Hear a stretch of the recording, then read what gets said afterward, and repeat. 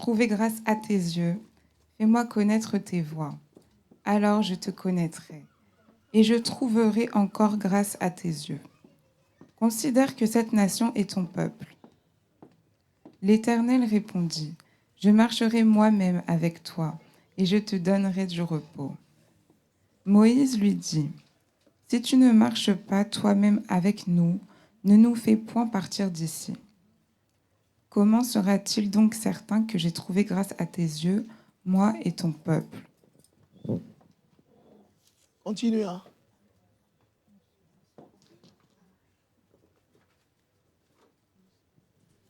Ne sera-ce pas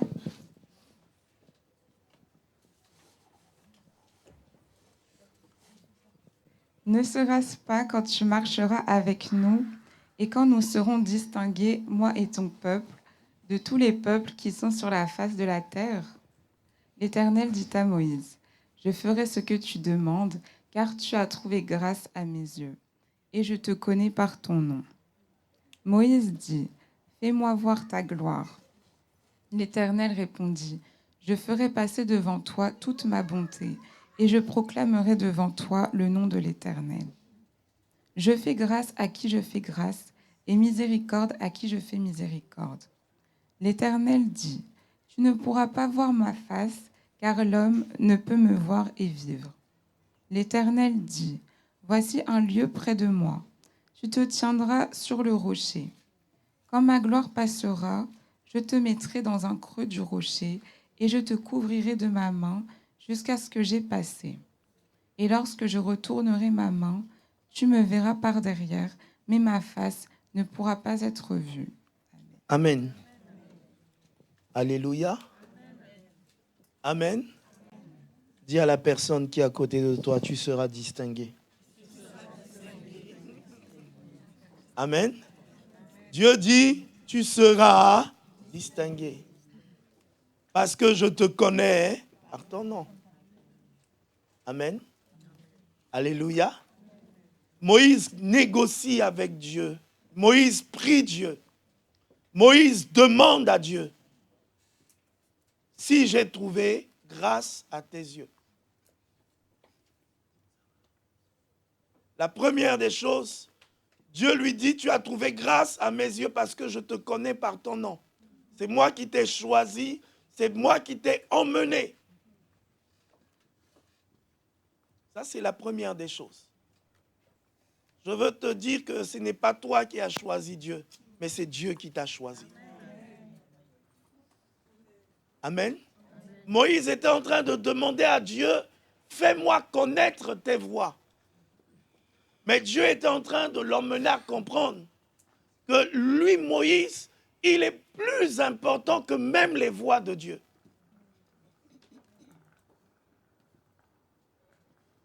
Dieu lui dit, mais tu me demandes de te faire connaître mes voies, mais moi-même, Dieu, je suis avec toi. Amen. Moi-même, Dieu, je marche devant toi. Souvent, ces derniers temps, quand je discute, et c'est là où ça me revient à l'esprit, quand je discute avec Daniel, Déborah, ils me disent, papa, on va où? Je dis, mais je n'ai pas besoin de te dire où on va. Fais-moi confiance. Est-ce que tu comprends Dieu en ce matin? Beaucoup de gens demandent à Dieu où on est en train d'aller, où on est en train de faire, qu'est-ce qu'on est en train, où on y va là. Et Dieu lui dit simplement, Dieu est en train de te dire, fais-moi confiance. Moi, Dieu, je suis avec toi. C'est moi qui tiens l'univers. C'est moi qui tiens le monde. C'est moi qui ai toutes choses entre mes mains. Et c'est moi-même qui descends et qui marche avec toi. Qu'est-ce qui est de plus important?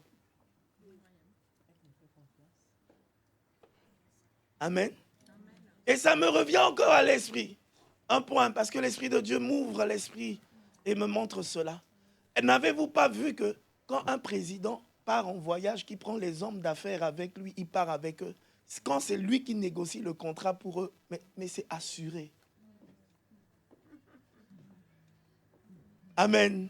Et Dieu me dit, quand il est devant toi, quand il est avec toi, quand il négocie pour toi, quand il parle pour toi, quand lui, Dieu, il fait pour toi, c'est assuré. Il est plus important que la voie que tu dois suivre. Il est plus important que ce que tu dois avoir. Il est plus important que ce que tu cherches. Il est plus important. En lui, il y a toutes choses. Amen. Et la parole de Dieu dit, Moïse dit, si j'ai trouvé grâce à tes yeux. La parole de Dieu dit, Jean chapitre 1, verset 13. Est-ce que quelqu'un peut le lire? Jean chapitre 1, verset 13.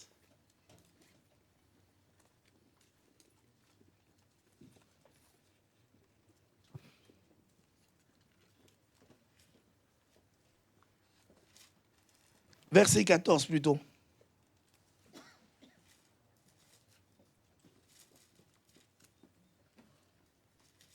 Amen. Oui, oui, tu peux lire.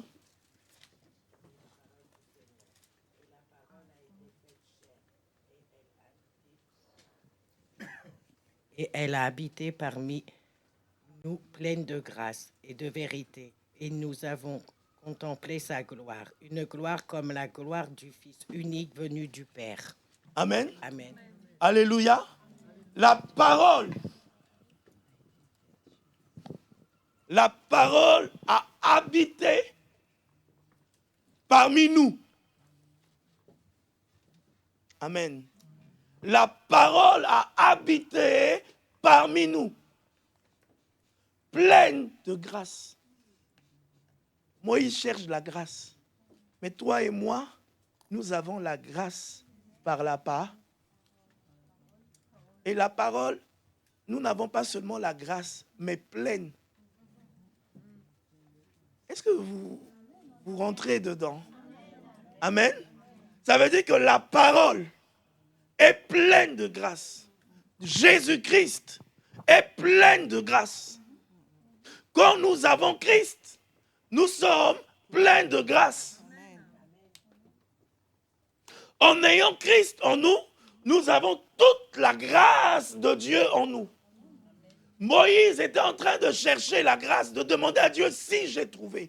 Mais toi et moi, nous avons une assurance. Il dit, la parole a été faite chair. Elle a habité parmi nous, pleine de grâce et de vérité.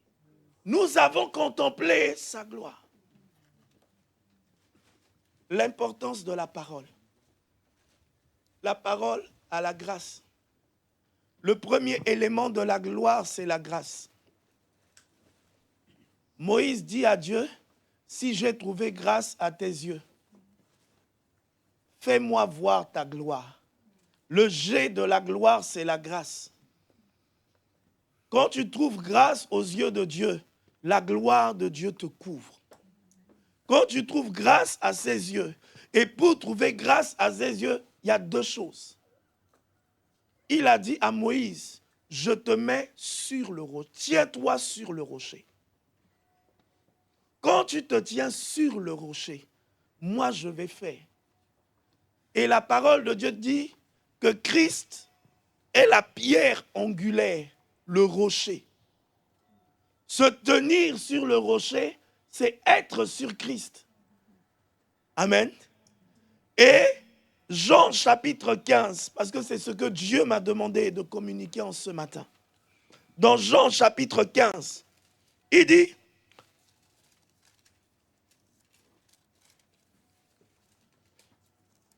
déjà vous êtes purs à cause de la parole que je vous ai annoncée. Demeurez en moi et je demeure. Pour que la gloire de Dieu puisse passer, il a fallu que Dieu prenne Moïse sur le rocher et le mette dans le rocher. Est-ce que vous me comprenez? Dieu a dit à Moïse, efforce-toi à être sur le rocher. Ça, c'est ce que toi, tu dois faire. Quand toi, tu es sur le rocher, moi, Dieu, je vais te prendre sur le rocher et je vais te mettre dans le rocher. Donc, le travail de Moïse pour voir la gloire de Dieu comme il a demandé était d'être sur le rocher. Ça veut dire quoi? Quand tu es sur la parole, quand la parole devient ton fondement, c'est ce que Pierre a dit à Jésus, sur ta parole. Ça veut dire que je me positionne sur ce que tu viens de me dire. Amen. Je me positionne sur ta promesse. Je me positionne sur ce que tu m'as dit. Je me positionne sur ce que tu m'as montré. Je me positionne sur le rêve que tu m'as montré. Je me positionne sur la prophétie. C'est ce que Pierre a dit, sur ta parole. Il faut être sur la parole afin d'être dans le rocher. Amen. Il faut être sur la parole. Et être sur la parole, c'est se positionner et ne pas bouger. De même que Moïse, lorsqu'il les Amalécites l'ont combattu, qu'est-ce qu'il a fait? Il était sur le rocher. Lorsqu'il avait les mains levées, il était vainqueur. Amen. Il faut se positionner sur Christ.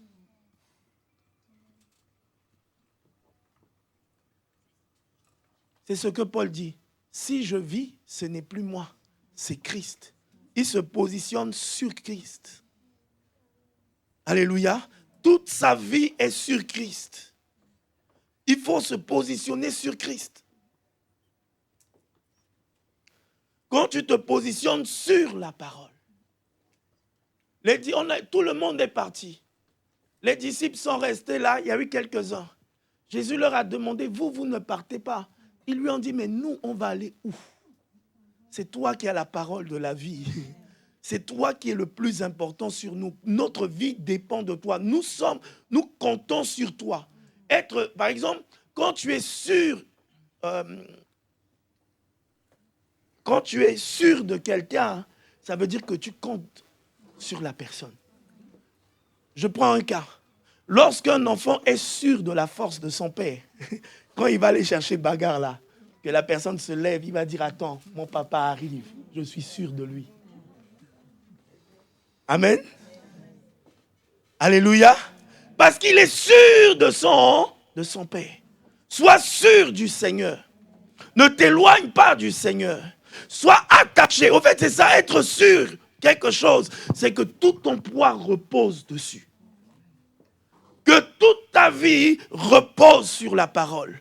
Que toute ta vie repose sur la parole qui est Jésus. Que toute ta vie repose sur l'évangile. Parce que l'évangile, c'est la parole. L'évangile, c'est toute la vie de Jésus. Que toute ta vie repose sur Jésus.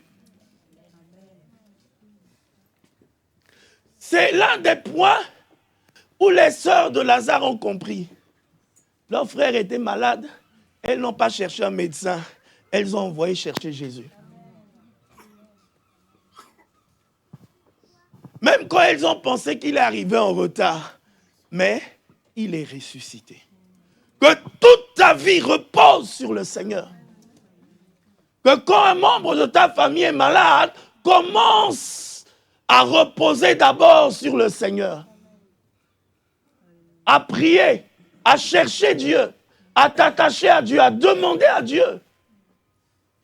Zachée savait qu'il y a une seule personne que si je le vois, je suis sûr que mon histoire change.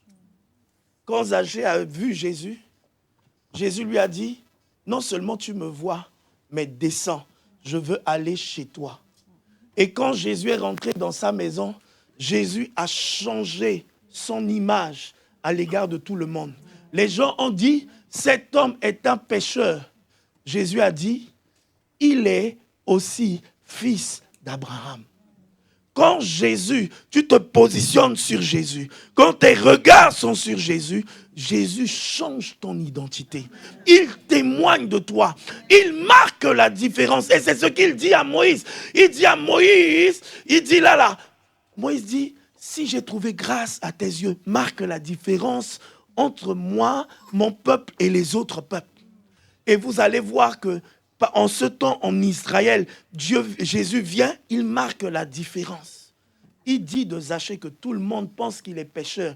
Il dit, il est fils d'Abraham. Il dit, il est fils de l'alliance. Dieu veut témoigner de toi. Quand toute ta foi repose sur lui, quand toute ta foi est engagée sur sa parole, quand toute ta vie est engagée sur sa parole, et que tu ne te détournes pas. Amen. Et c'est ce que l'apôtre Paul dit. J'utilise le terme apôtre Paul, mais rien ne signifie que c'est lui qui a écrit. C'est ce que la parole dit dans le livre de Hébreux. Professant la foi avec assurance, sans brancher. Ça veut dire changer de direction. Ça veut dire que quand on vient me dire, est-ce que tu es sûr qu'il va le faire? Oui, je suis sûr qu'il va le faire. Il n'est pas un homme pour mentir, ni le fils de l'homme pour se repentir. Je suis sûr que dans la prison, lorsque Paul et Silas étaient là-bas, peut-être que leur cœur disait, est-ce que tu es sûr que Dieu va te délivrer? Est-ce que tu es sûr que Dieu va agir? Peut-être que, est-ce que tu es sûr que tu vas encore vivre demain matin? Mais eux, ils avaient une foi en Dieu. Et la foi en Dieu.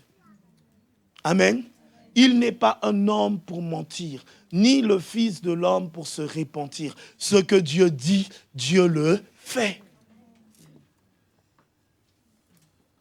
Et une foi assurée dans le Seigneur. Et c'est ce que Dieu dit à Moïse. Toi, fais ta part. Ta part là, c'est d'être sur le rocher. Ça veut dire quoi? Toi, fais ta part.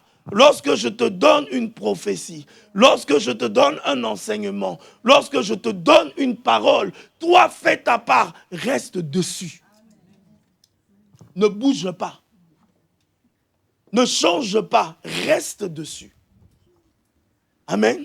Et quand toi, tu restes dessus, moi, Dieu, qu'est-ce que je fais? Je vais te prendre et te mettre dedans. Et quand je vais te mettre dedans, je vais faire passer ma gloire. Il faut être positionné sur le rocher pour que Dieu te mette dans le rocher.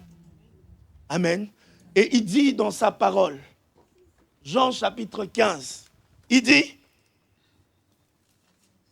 déjà vous êtes purs à cause de la parole que je vous ai annoncée. Demeurez en moi et je demeurerai en vous.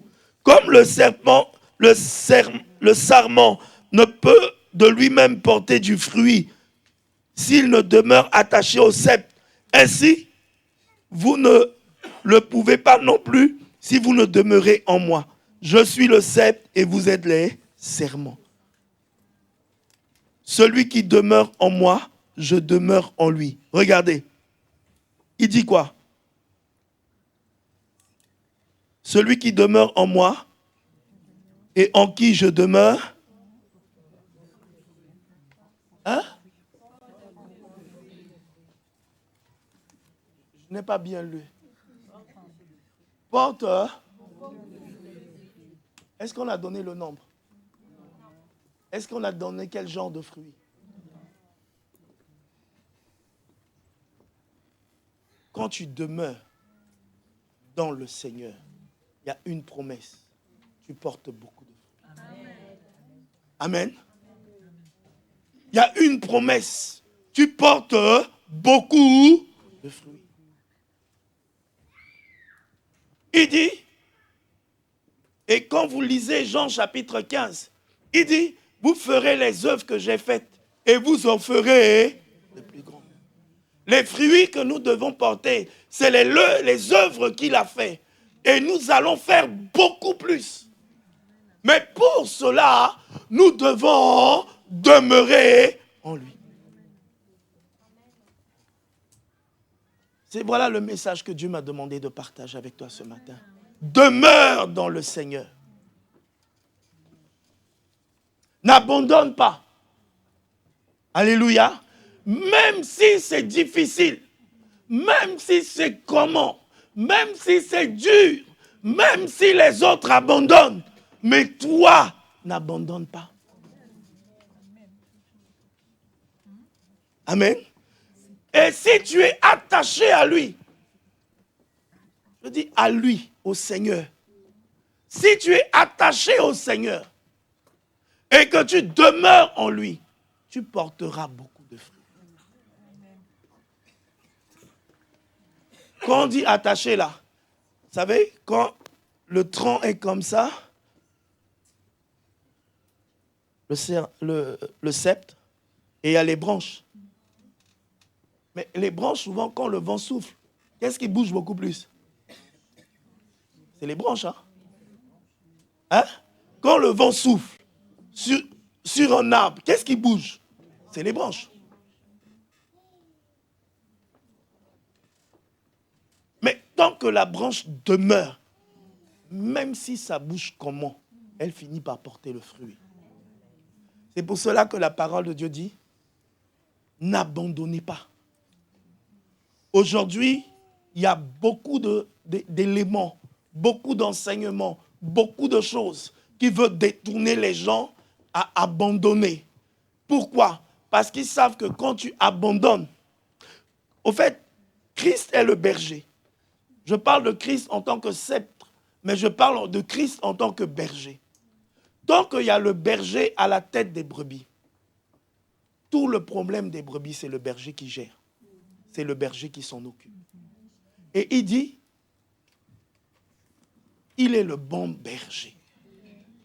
Tant que nous sommes attachés au berger, il prend soin de nous. Amen. Même si l'ennemi se lève, comme il le dit, il dresse une table en face de nos adversaires et il oint d'huile notre tête. L'adversaire de la brebis, c'est quoi? Est-ce que vous le savez? C'est quoi? Le loup. Ça, c'est l'un des adversaires. Mais il y a encore un autre adversaire des brebis.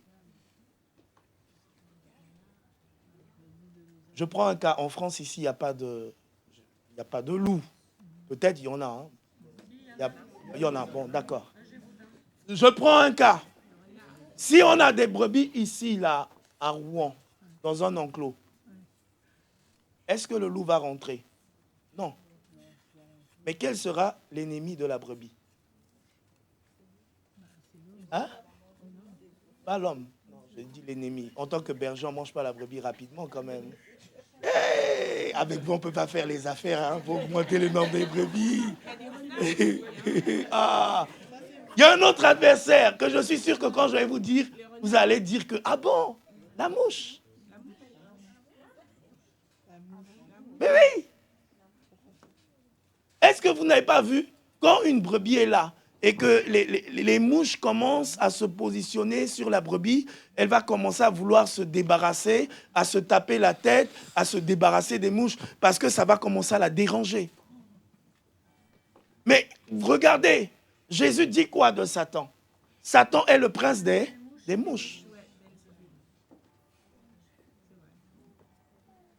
Même toi et moi, humainement parlant, quand une mouche commence à beaucoup passer à côté de toi, tu vas commencer à... Si tu ne blagues pas, même tes propres doigts vont rentrer dans tes yeux.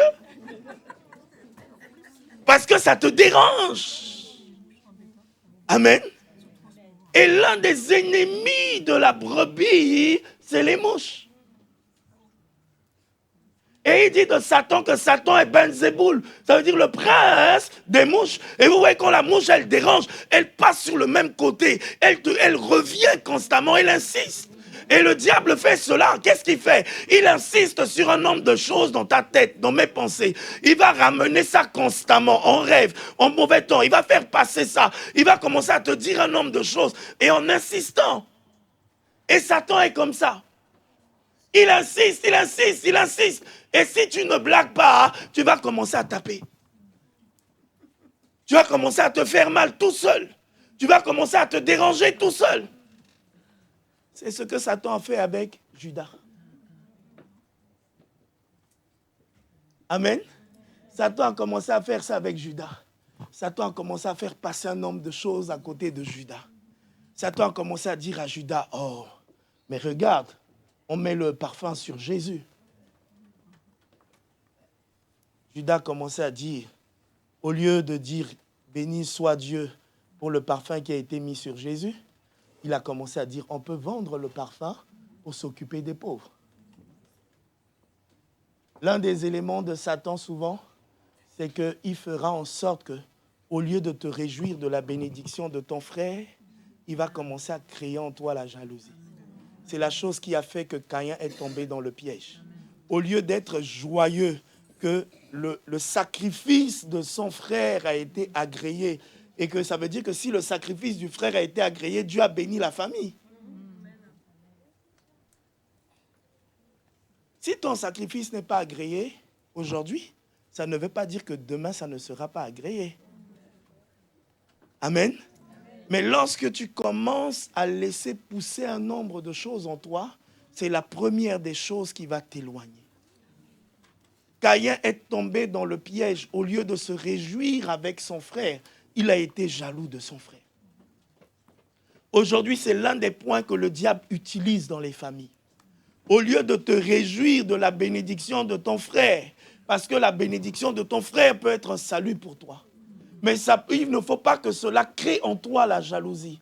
Et Judas a commencé à être jaloux du Seigneur.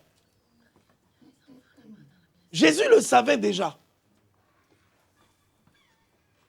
Comment le gars, il n'est pas content pour la bénédiction de Dieu pour moi. Il dit de se réjouir avec ceux qui se... Ayant cela à l'esprit. Quand Dieu bénit ton frère, réjouis-toi avec lui. Bénis Dieu pour lui. Et dis-toi, Dieu le fera pour moi. Quand Dieu permet que les voies s'ouvrent, ton frère, commence à le bénir. Parce qu'on dit, celui qui arrose est arrosé. Ça veut dire que quand tu bénis la bénédiction de ton frère, Dieu aussi t'arrose de cette bénédiction. Mais lorsque tu commences à user de la jalousie en toi à cause de cela, au lieu que tu sois béni, cela finira par t'apporter la mort. Et c'est ce qui s'est passé avec Caïn. Amen. Et ces mêmes combats se passent dans les familles encore aujourd'hui. Amen. Celui qui demeure dans l'amour, celui qui demeure dans la parole, se réjouit avec son frère. Hébreux chapitre 12, verset 14.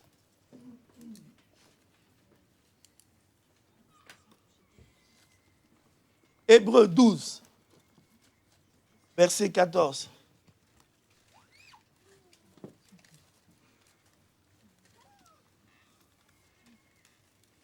Recherchez la paix avec tous et la sanctification sans laquelle personne ne verra. Recherche la paix. Sois en paix lorsque ton frère est béni. Amen. Sois en paix lorsque ton frère est béni. Sois en paix lorsque ta sœur est bénie.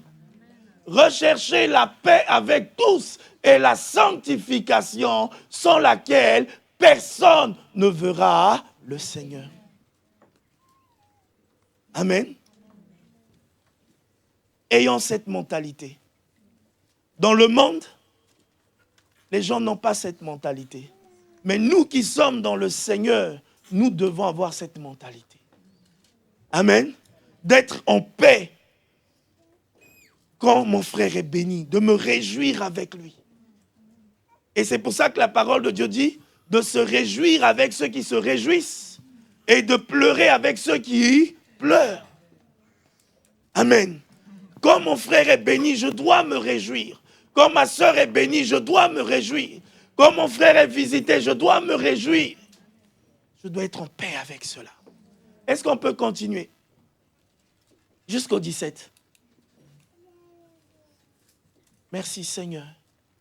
Veillez à ce que nul ne se prive de la grâce. Et il explique maintenant.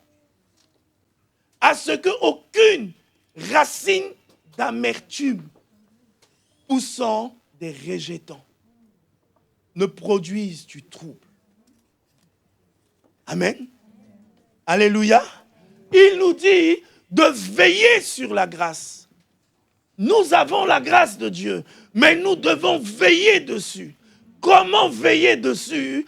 Faire attention que l'amertume ne pousse pas.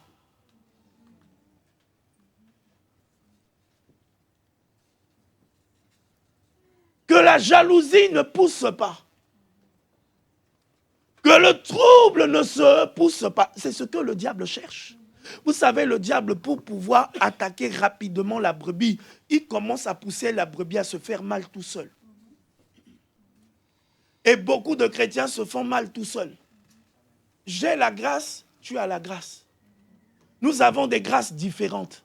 Nous sommes le corps de Christ.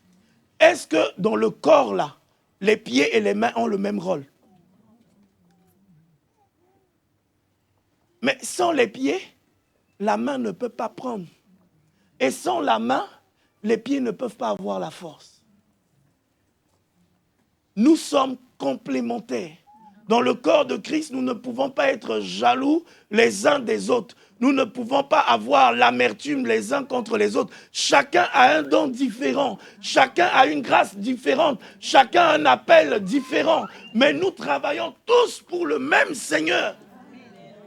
Amen. Et nous devons faire attention. Parce que vous savez, quand tu commences à te comparer avec quelqu'un, ce que Dieu voulait faire pour toi, il ne peut plus le faire. Parce que tu as commencé à te limiter. Nous sommes différents. Nous avons des grâces différentes.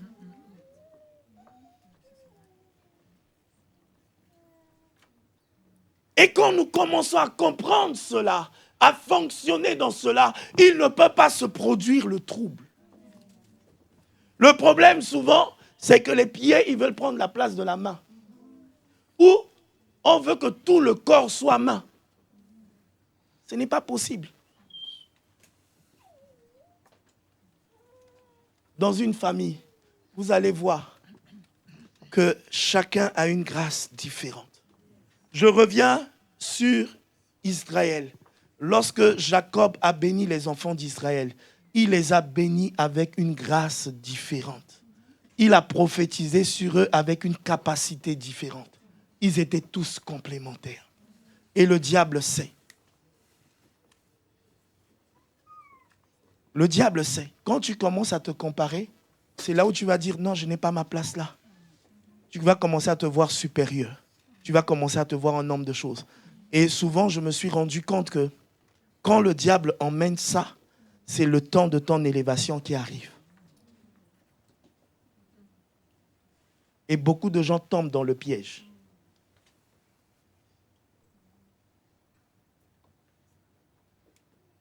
Au pays, en Afrique, souvent, les saisons de mangue sont liées à la saison de pluie. C'est-à-dire que quand l'arbre est là comme ça, que le vent souffle fort là, c'est que les mangues doivent commencer à produire, les mangues doivent commencer à prendre toute leur forme, les mangues doivent commencer à donner de l'argent. Ça veut dire que les fruits commencent à être mûrs. Quand le fruit commence à être mûr, c'est là où le diable va vouloir secouer. Et je vous donne un seul exemple et on va prier. Quand Jésus devait commencer le ministère, c'est là où il a été dans le désert. Quand il a fini de jeûner 40 jours, c'est là où Satan est venu le tenter. Pourquoi Satan ne l'a pas tenté à 12 ans? Hein? Pourquoi Satan ne l'a pas tenté au début du jeûne? Pourquoi Satan a attendu seulement la fin pour le tenter? Parce que à la fin de son jeûne, son ministère devait commencer. Et vous allez voir que c'est là où Satan vient le tenter. Le diable viendra te tenter lorsque ton temps se rapproche. Le diable viendra te tenter lorsque le temps où tu devras prendre toute ta valeur, où tu devras vivre la gloire de Dieu, la différence, tu devras vivre un nombre de choses va arriver. Le diable va te tenter lorsque ta saison va commencer à se préparer. C'est là où le diable va venir te tenter. Satan n'est pas... la chair de Sarah n'a pas poussé Sarah à dire à Abraham d'avoir l'enfant avec Agar loin. C'est après que Dieu l'a visité. Quand le temps de Isaac était arrivé, c'est là où Sarah a commencé à dire non, mettons en place Ismaël. La chair va te dire des choses contraires à ceux de l'esprit quand ton temps de bénédiction devra arriver. C'est là où le diable va commencer à te dire détache-toi. Le diable va commencer à te dire éloigne-toi. Moi, j'ai compris avec le Seigneur que quand le diable emmène ça, je dis à Satan, je sais que c'est le temps favorable. Je sais que c'est le temps favorable. Quand le vent est en train de secouer, quand les problèmes sont en train d'arriver, quand les difficultés sont en train d'arriver, c'est là où je dis, le temps favorable est en train d'arriver. Satan, tu es en train de tout faire pour m'arracher de là où je dois être. Je ne bougerai pas. Je vais rester sur le rocher. Amen. Moïse est resté sur le rocher. C'est là où Dieu l'a emmené dans le rocher. Quand tu restes fidèlement attaché à Dieu, quel que soit le temps, quelles que soient les difficultés, tu verras la gloire de Dieu. Amen. Quels que soient les temps, quelles que soient les difficultés, tu verras la gloire de Dieu. C'est ce que Pierre a compris. Pierre a d'abord commencé à raisonner. Et puis Pierre après a compris, non, le gars qui est dans la barque avec moi, c'est le Seigneur. Et Pierre a dit, sur ta parole, je me jette. Sur ta parole, je ne bouge pas sur ta parole.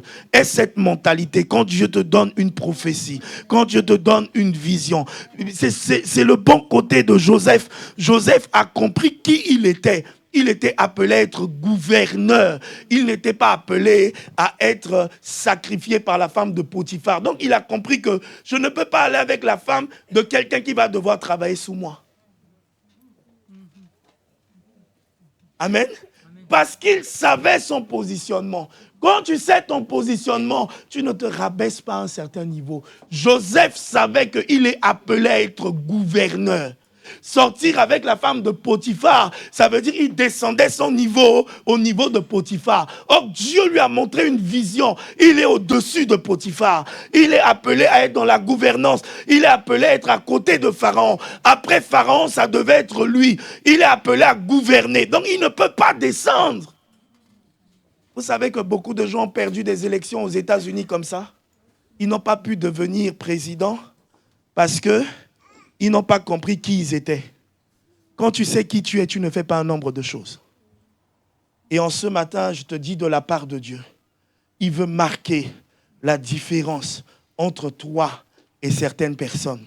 C'est pour ça que ne descends pas ton niveau à un certain nombre de choses. Imaginez-vous si on voit des parents, leurs enfants se disputent entre eux et eux aussi, ils descendent au niveau de l'enfant qui se dispute avec leur enfant. Je donne un cas, je montre une parabole comme ça. Imagine-toi à l'école, ton fils se prend la tête avec son ami de classe. Et toi, à la fin de l'école, tu arrives, tu t'engueules avec le petit enfant. Quelqu'un passe dans la rue, il va dire il va se poser la question si tu es normal.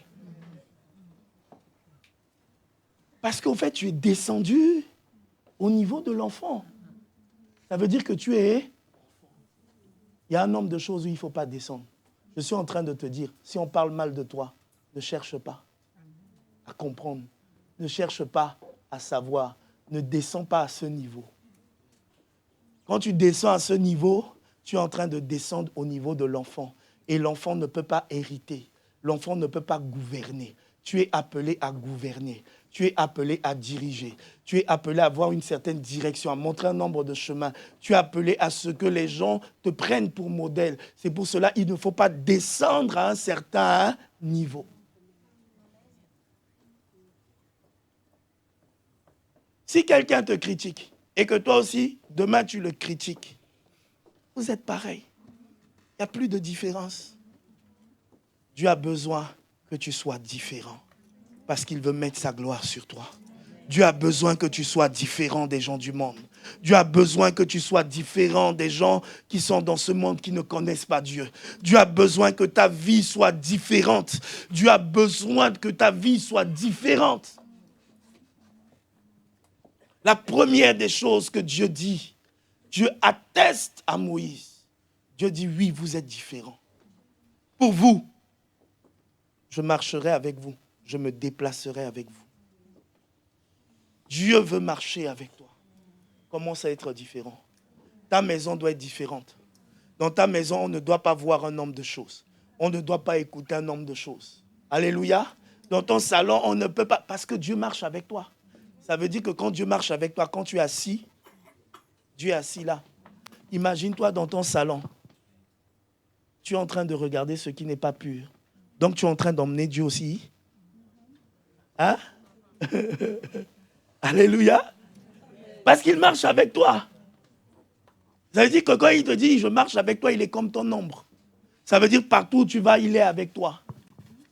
Ça veut dire tout ce que tu dis, il entend. Ça veut dire tout ce que tu fais, il voit. Je me mets à part parce qu'il est avec moi. Je ne fais pas un nombre de choses parce qu'il est avec moi. Je ne parle pas comme les gens du monde parce qu'il est avec moi. Je ne m'associe pas avec les gens du monde dans un nombre de choses parce qu'il est avec moi. Et quand je sais qu'il est avec moi, il marque la différence. La première différence doit se faire ici à notre esprit. Il est avec moi. Il marche avec moi. Et c'est là où Paul dit, ne savez-vous pas que vous êtes le temple de Dieu, la maison de Dieu. Une maison, c'est là où on revient toujours. Il n'a pas dit maison secondaire. En vacances, il y a des gens, en France, il y a des gens qui ont des maisons secondaires. Donc, ils vont là-bas tous les 6 mois ou tous les 1 an. Non, il n'a pas dit que tu es une maison secondaire. Il n'a pas dit que tu es une maison secondaire. Il a dit, tu es la maison de Dieu. Tu es son habitation. Ça veut dire, il habite en toi. Il habite en toi. Et là, nous le voyons au commencement. Chaque soir, Dieu venait visiter Adam. Chaque soir, Dieu venait visiter Adam. Quand tu es l'habitation de Dieu, chaque soir, Dieu vient te visiter. Chaque soir, Dieu vient te parler. C'est pour ça que même ta chambre, quand il est rentré dans la maison de Zachée, Zachée a dit à Dieu, tout ce qui est mauvais dans ma maison, je le sors aujourd'hui. Il veut te visiter chaque soir. Il veut te parler tout le temps. Il veut être en profondeur avec toi. C'est pour ça qu'il y a un nombre de choses qui ne doivent pas se passer dans ta maison. Amen. Alléluia. Il y a un nombre de choses qui ne doivent pas se passer dans ta couche. C'est pour ça que dans le livre d'Éphésiens, il est dit que, je parle pour les couples, il dit, ne donnez pas accès au diable en dormant avec la colère dans le cœur. Sinon, pas tu ouvres la porte à l'ennemi. Moi, je fais tous les efforts, même si on se prend la tête, même si on ne se comprend pas pour un petit truc à 20h45, 21h, je fais tout pour négocier que ça s'arrange avant qu'on dort. Et vous savez, ce n'est pas facile. Hein. Les mamans avec les fils, ce n'est pas facile. Des fois, les fils, ils veulent prendre la place du chef dans la maison. Hein? Donc, quand Daniel essaye de s'imposer et que je ne suis pas d'accord et que... Mais je fais tout pour qu'on s'arrange avant qu'on dort. On peut ne pas s'entendre sur un petit truc qui peut être banal, de quotidien de toute la vie. Ça arrive à tout le monde. Mais nous ne pouvons pas dormir avec ça. Parce que si je dors avec, j'ouvre la porte aux mouches. Si tu laisses la fenêtre ouverte, les mouches vont rentrer. Pendant la veillée, on a laissé juste les fenêtres là un peu ouvertes. Les abeilles sont rentrées ici. Moi-même, quand on m'a dit qu'il y avait les abeilles, je me suis dit, ah bon? Comment ils sont rentrés? Ne laisse pas une porte ouverte. Amen. Dans le couple, ne laisse pas une porte ouverte. N'aie pas l'amertume dans ton cœur. N'aie pas la colère dans ton cœur. Ne dors pas avec ces choses. Parce que c'est laisser une porte ouverte. Et l'objectif de l'ennemi, l'objectif de la mouche, c'est quoi? C'est de détruire. Quand une mouche se positionne quelque part, c'est pour commencer à infecter les lieux. Et l'infection d'une mouche n'apparaît pas. Ça ne paraît pas, mais ça crée des troubles intérieurs. Ça crée un nombre de maladies intérieures. N'ouvrons pas la porte à l'ennemi. N'ouvre pas la porte aux sorciers. N'ouvre pas la porte aux magiciens. Je lisais un truc. Il y a un gars qui s'est pris la tête avec sa femme et sa femme est partie. Et quand sa femme est partie, elle l'a appelé en vain. Et comme il était en colère, il n'a pas voulu prendre le téléphone de son épouse. Et or qu'elle était en train d'être en mauvais état et de faire un infractus, il n'a pas pu aider sa femme parce qu'il a gardé la colère. Je suis en train de te dire, ne garde pas la colère dans ton cœur. Ton cœur, c'est là où Dieu réside. Ton cœur, c'est là où Dieu habite. Ton esprit, Dieu est esprit. Il témoigne à ton esprit. Garde de bonnes choses à ton esprit. C'est ce que la parole de Dieu nous dit. De développer notre esprit avec des psaumes, des hymnes, un bon nombre de choses. Développe ton esprit avec des bonnes choses afin que la gloire de Dieu, la puissance de Dieu puisse résider en toi. Amen. Alléluia. Dieu veut que tu portes des fruits et de bonnes choses dans ton esprit. Ne dors pas avec les mauvaises choses. Ne garde pas les mauvaises choses. Vous savez, et on va prier le Seigneur, Joseph a dit une chose. Il n'a pas gardé la rancune contre ses frères. Il a dit, c'est Dieu qui a permis. Lorsqu'il les a pardonnés, la deuxième partie de la prophétie de sa vie devait s'accomplir. La première était que les frères de Joseph étaient à genoux. La deuxième prophétie, c'était que son père et ses parents devaient venir se mettre à genoux. Mais pour que cela se fasse, il fallait qu'il pardonne à ses frères. Imaginez-vous s'il avait tué le frère qui était venu.